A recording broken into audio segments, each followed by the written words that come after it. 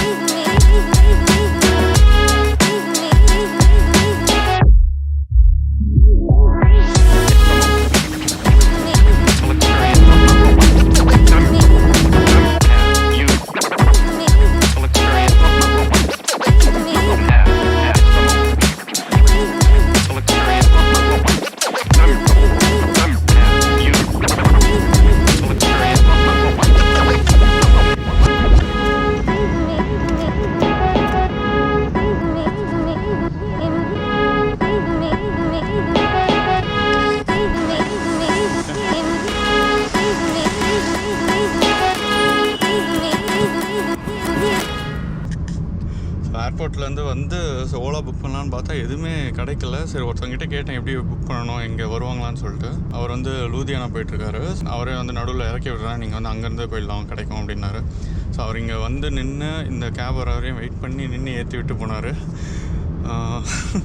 இந்த மாதிரி பண்ணலாமான்னு தெரில, நம்பி ஏறிட்டேன். அதுவும் இந்த கரெக்டாக தான் இங்கே இருக்கும், அந்த கரெக்டாக தான் அவர் தான் இங்கே வந்துட்டு யூட்டர்ன் பண்ணி அவர் போகிறார் லூதியானாவுக்கு. இது வந்து சண்டிகர் போகிறவே.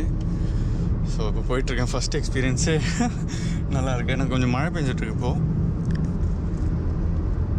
பார்ப்போம், இப்போ போய் பைக் எடுக்கணும். பைக்கில் தான் மைண்ட் ஃபுல்லாக இருக்குது. மழை பெஞ்சதால் இந்த இண்டிகோலேருந்து அன்லோட் பண்ணும்போது ஃபுல்லாக நனைச்சிட்ருக்காங்க பேக்கை. நானும் ரெயின் கவர் எதுவும் போடல, ஃபுல்லாக பேக்லாம் நனைச்சி. உள்ளே என்ன ஆச்சுன்னு தெரில, போய் தான் பார்க்கணும். உள்ளே தான் வந்து ரைடிங் கேஸ்லாம் இருக்குது.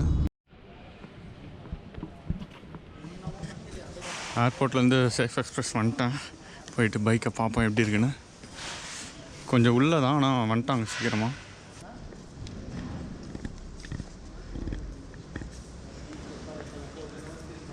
எங்கே இருக்குது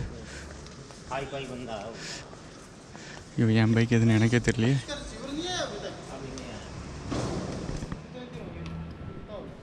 இது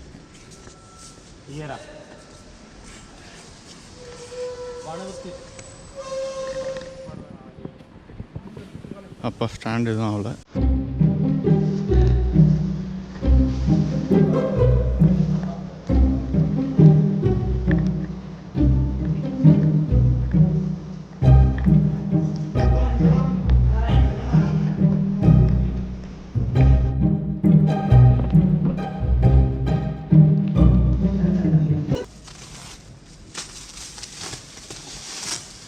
பைக் வந்து சேஃபாக வந்துச்சு, ஒரு பிரச்சனையும் இல்லை, எந்த டேமேஜும் இல்லை, பர்ஃபெக்டாக இருக்குது. சைட் ஸ்டாண்ட் வந்து வளைஞ்சிரும்னு நினச்சேன், பர்ஃபெக்டாக தான் வந்திருக்கு. ஸோ ஆன் பண்ணி பார்ப்போம்.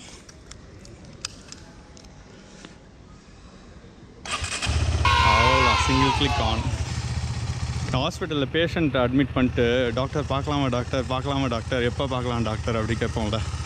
அந்த மாதிரி ஒரு 1/2 hour வெயிட் பண்ணிட்டு இந்த பைக் எங்கடா வச்சுருக்கீங்க, எப்படா பார்க்க முடியும்னு கடைசியில் பார்த்துட்டேன். எல்லாமே பர்ஃபெக்டாக இருக்குது, சூப்பர், ஒரு பிரச்சனையும் இல்லை.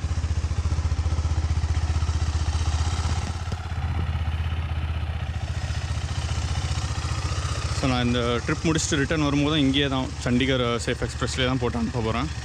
ஸோ சேஃபாக வந்து சேர்ந்துடணும்.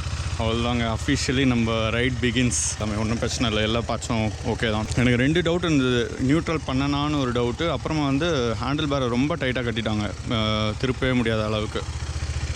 ஸோ அதில் ஏதாவது பிரச்சனை ஆகுமான்னு நினச்சேன், எதுவும் பிரச்சனை ஆகலை. இது போய்ட்டு ஃபஸ்ட்டு பெட்ரோல் போடணும், அதுக்கப்புறம் வந்து ஏதாவது ஹோட்டலை தேடி கண்டுபிடிக்கணும். ஸோ இங்கேயே பக்கத்துலேயே தங்கலான்னு இருக்கேன். ஃபஸ்ட்டு எல்லாம் மிரர்ஸ் இந்த இதெல்லாம் மாட்டுறதுக்காக கம்ஃபர்டபுளாக ஒரு ஹோட்டல் தங்கிட்டு முடிச்சுட்டு அப்புறமா நாளைக்கு காலையில் எழுந்து பார்த்துக்கலாம் எல்லாமே அப்படின்னு அப்படி தான் முடிவு பண்ணியிருக்கேன். ஓகே, நான் போய்ட்டு ஹோட்டல் செக்இன் பண்ணிட்டு மீதி இதெல்லாம் முடிச்சுட்டு அப்டேட் பண்ணுறேன். சேஃப் எக்ஸ்பிரஸ்லேருந்து வந்துட்டேன். வந்து ஒரு ஹோட்டல் புக் பண்ணேன். அப்படியே சேஃப் எக்ஸ்பிரஸ்லேருந்து ரைட் எடுத்து கொஞ்சம் தூரம் வந்தால் ஹோட்டல் கேபி ஸ்கொயர் இருந்துருச்சு. கொஞ்சம் பார்க்கிங்கும் ஸ்பேஷியஸாக இருந்துருச்சு.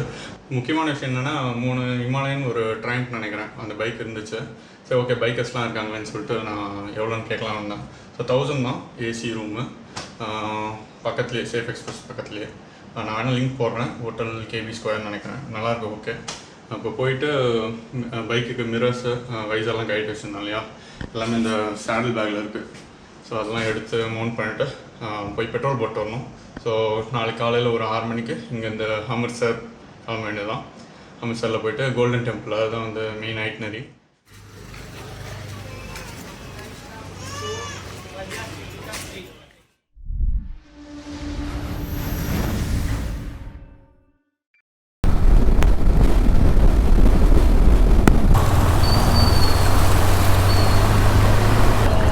டிராஃபிக்காக இருக்கும்னு தெரியும், ஆனால் இவ்வளோ இருக்கும்னு தெரியல. ஒரு நிமிஷம்.